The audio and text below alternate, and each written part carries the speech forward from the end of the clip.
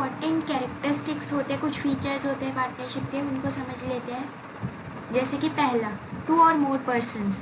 किसी भी पार्टनरशिप को फॉर्म होने के लिए ऑब्वियस ही बात है 2 या 2 से ज़्यादा लोग तो चाहिए ही होंगे, और जितने भी लोग होंगे वो कॉम्पिटेंट टू कॉन्ट्रैक्ट होने चाहिए।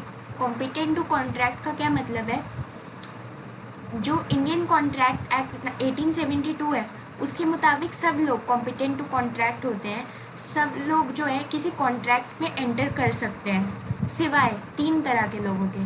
माइनर के, यानी कि 18 साल से कम वाले को आप पार्टनरशिप में नहीं ला सकते, क्योंकि 18 साल से कम का इंसान किसी कॉन्ट्रैक्ट में एंटर नहीं कर सकता, कोई कॉन्ट्रैक्ट साइन नहीं कर सकता।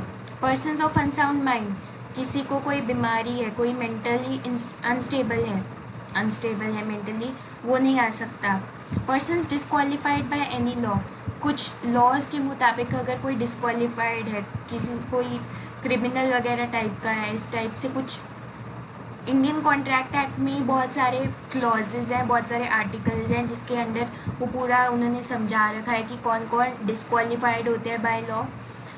वो कुछ स्पेसिफिक टाइप के लोग होते हैं, जैसे कि हमारा कोई दुश्मन देश से आया हुआ कोई इंसान है यहाँ पे, वो सब होते हैं। ठीक है। Maximum number of partners, companies act जो 2013 में आया था उसके सेक्शन 464 के मुताबिक सेंट्रल गवर्नमेंट के पास ये पावर है कि वो डिसाइड कर सकते हैं कि कितने नंबर ऑफ पार्टनर्स एक फर्म में मैक्सिमम हो सकते हैं। लेकिन सेंट्रल गवर्नमेंट चाहे जो भी डिसाइड करे, वो कभी भी 100 पार्टनर्स से अबव नहीं जा सकती। 100 पार्टनर्स से अबव कभी भी सेंट्रल गवर्नमेंट ऐसे नहीं कह सकती कि 150 पार्टनर्स मैक्सिमम हो, नहीं। 100 पार्टनर्स तक सेंट्रल गवर्नमेंट की लिमिट है, उसके अंडर वो कोई भी मैक्सिमम लिमिट डिसाइड करे, 50, 60, 70, उसकी मर्ज़ी, लेकिन 100 के ऊपर नहीं जा सकती। तो सेंट्रल गवर्नमेंट ने क्या डिसाइड किया है? कंपनीज मिसलेनियस रूल्स 2014 जो आए थे उसके मुताबिक, उसका जो रूल 10 है उसके मुताबिक 50 से ज़्यादा पार्टनर्स नहीं हो सकते एक पार्टनरशिप फर्म में। 50 पार्टनर्स हो सकते हैं, उसके ऊपर नहीं हो सकते। अग्रीमेंट, पार्टनरशिप है, ऑब्वियसली आप कोई बिज़नेस शुरू कर रहे हो तो आप जिन्हें बिज़नेस शुरू कर रहे हो तो आप आपस में कुछ अग्रीमेंट करके, कुछ बातचीत करके ही शुरू करोगे। हो सकता है वो रिटर्न हो सकता है वो ओरल हो सकता है आपने बस ओरली डिसाइड कर लिया कि हम ऐसे ऐसे बिजनेस शुरू करेंगे, हो सकता है आपने पूरी कागज़ पत्री बनाई है, डिपेंड करता है फ्रॉम पर्सन टू पर्सन, है ना। ये जो अग्रीमेंट है ये बेसिस होता है पार्टनरशिप का, क्योंकि बिना अग्रीमेंट के, बिना बातचीत के, अगर आपने कुछ चीज़ें डिसाइड नहीं की, सॉर्ट आउट नहीं किया, तो फिर आपकी पार्टनरशिप चलेगी कैसे? नहीं चल सकती। ठीक है। जो रिटन अग्रीमेंट होता है उसको पार्टनरशिप डीड कहते हैं। जो रिटन अग्रीमेंट होता है पार्टनर्स के बीच में उसको पार्टनरशिप डीड कहते हैं। लॉफुल बिजनेस, पार्टनरशिप सिर्फ लॉफुल बिजनेस के लिए एस्टेब्लिश की जाती है। किसी भी इलीगल एक्टिविटी के लिए आप पार्टनरशिप नहीं खोल सकते, ऑब्वियस ही बात है वो तो। और दूसरी बात क्या है कि लॉफुल तो समझ में आ गया, लॉफुल मतलब लीगल एक्टिविटी के लिए होना चाहिए। बिजनेस, पार्टनरशिप सिर्फ और सिर्फ बिजनेस की एक्टिविटी के लिए ही ओपन कर सकते हो। अगर आप ऐसे खोलना चाह रहे हो कि एनजीओ वगैरह टाइप खोल रहे हैं तो वो पार्टनरशिप नहीं कहलाएगी। पार्टनरशिप स्ट्रिक्टली बिजनेस एक्टिविटीज़ के लिए ही खोली जाती है।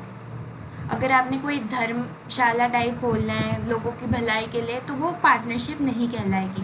प्रॉफिट शेयरिंग, जो पार्टनरशिप का अग्रीमेंट होता है, ओरल हो रिटन हो जो भी हो, उसमें पार्टनर्स डिसाइड करते हैं कि प्रॉफिट्स और लॉसेस किस रेशियो में हम शेयर करेंगे।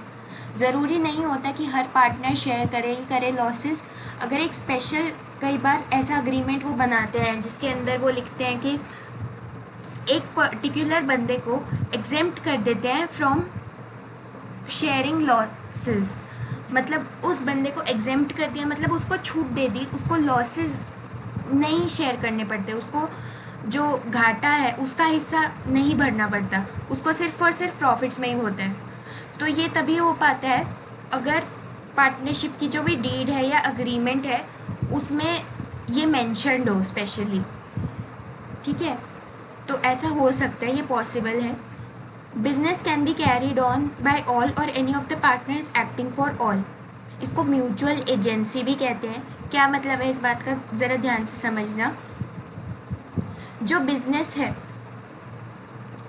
वो ज़रूरी नहीं है कि सब पार्टनर्स ही इकट्ठे मेहनत करते हैं बिजनेस में।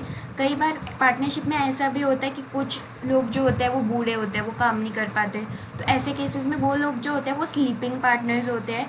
वो सिर्फ अपनी कैपिटल देते हैं, प्रॉफिट लॉस में उनका हिस्सा होता है, लेकिन वो day to day activities manage नहीं कर पाते, क्योंकि ऑब्वियसली बूढ़े हैं, नहीं उनसे उतना काम हो पाता। ठीक है, तो इसका मतलब क्या है कि कई बार तो सारे पार्टनर्स ही मेहनत करते हैं पार्टनरशिप में, और कई बार सिर्फ एक या दो ऐसे ही लोग काम करते हैं, बाकी सारे जो होते हैं स्लीपिंग पार्टनर्स होते हैं। ठीक है, लेकिन इस पॉइंट का मेन मतलब क्या है? इस पॉइंट का मेन मतलब है कि पार्टनर्स एजेंट्स भी हो सकते हैं और प्रिंसिपल्स भी हो सकते हैं। दोनों नए वर्ड्स हैं। क्या मतलब है एजेंट होने का और प्रिंसिपल होने का? देखो, एजेंट होता है, अगर मैं कोई एजेंट अपॉइंट करती हूँ तो उसका मतलब है मैंने उसको अपने लिए, अपने बिहाफ पर डिसीजंस लेने के लिए अपॉइंट किया है। तो पार्टनर्स एजेंट्स भी होते हैं और प्रिंसिपल्स भी होते हैं। क्या मतलब है इसका? कि अगर एक पार्टनर कोई डिसीजन लेता है तो वो एजेंट है तुम्हारा। मतलब अगर एक पार्टनर ने कोई डिसीजन ले लिया ना, तो वो फर्म का एजेंट है, और उसको, उसके पास पूरी अथॉरिटी है कि वो फर्म के बाकी पार्टनर्स के बिहाफ पर डिसीजन ले सकता है। एक इंसान के पास ये पूरी अथॉरिटी है कि वो बाकी पार्टनर्स के बिहाफ पर डिसीजन ले सकता है, तुम उसको मना नहीं कर सकते। ठीक है, and thereby binds them through his acts. मतलब अगर एक पार्टनर कोई डिसीजन लेता है तो वो डिसीजन सब पार्टनर्स पे एप्लीकेबल होता है। बाकी पार्टनर्स ये नहीं कह सकते कि ये डिसीजन तो इसने ले लिया तो हम अपना पल्ला छुड़वा लेंगे, नहीं। अगर एक ने भी फैसला लिया तो वो सब पर अफेक्ट करेगा ही करेगा। इसको कहते हैं एजेंट होना। एजेंट होना मतलब कि वो बाकियों के बिहाफ पर डिसीजन ले सकता है। प्रिंसिपल होना मतलब अगर मैं अपना कोई एजेंट अपॉइंट करती हूँ तो जो जिसको मैंने अपॉइंट किया, जिसको मैंने पावर दी है कि तुम मेरे बिहाफ पे डिसीजन लो, वो मेरा एजेंट है और मैं उसकी प्रिंसिपल हूँ, मैंने उसको एजेंट अपॉइंट किया है। तो पार्टनर एजेंट भी होता है क्योंकि वो बाकियों के बिहाफ पर डिसीजन ले भी सकता है, और प्रिंसिपल भी होता है, मतलब बाकी लोग, बाकी के जो एजेंट्स हैं वो उसके बिहाफ पर डिसीजन ले सकते हैं।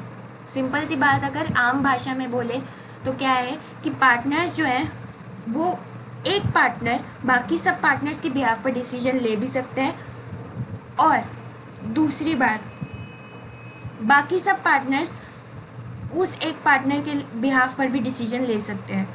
मतलब पार्टनर्स जो भी डिसीजन लेते हैं वो एक दूसरे के ऊपर इम्पैक्ट डालते हैं। आप ये नहीं कह सकते कि किसी एक पार्टनर ने वो डिसीजन लिया तो वो हम पर तो एप्लीकेबल है ही नहीं, उसने वो घाटे वाला सौदा किया तो लॉस मैं क्यों बेयर करूं, आप ऐसा नहीं कह सकते।